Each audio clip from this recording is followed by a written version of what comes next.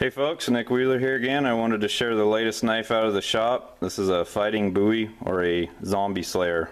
It's a Bowie style blade. This one actually, the clip is not sharpened, but this blade was forged down from 1 3/4 inch W2 round stock. It's got the as forged flats left intact, fully radiused spine and choil area. It's got a 4/16 stainless steel guard with a full satin finish all the way around. The handle I sculpted from a piece of stabilized Bubinga that I got from my friend Chuck Bybee at Alpha Knife Supply about 10 years ago. I was just waiting for the right knife, and for whatever reason this one seemed like the right one. So it's a really neat piece of wood. If you take it out in direct sunlight, it's got a lot of really neat figure in the wood, and it's got quite a bit of chatoyance going on as well. Put a wide set of hips on the handle for extending the reach, being able to hang on to it, or snap cuts.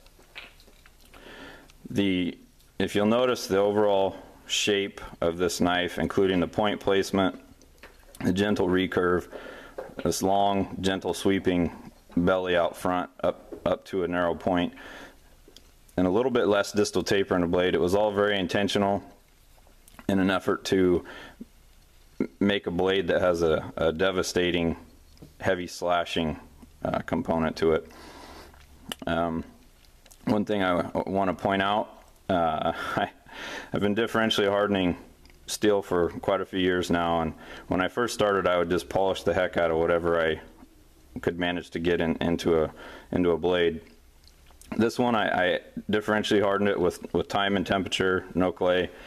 And I did a few etch and polish cycles on it, but there's too much activity in it. It was distracting to the overall knife. It took away from the overall look of the knife. So I went back over it with the 1200 grit satin finish, and personally I think it was for the best for the overall look of the knife. It's still there. It's got a ghostly appearance now.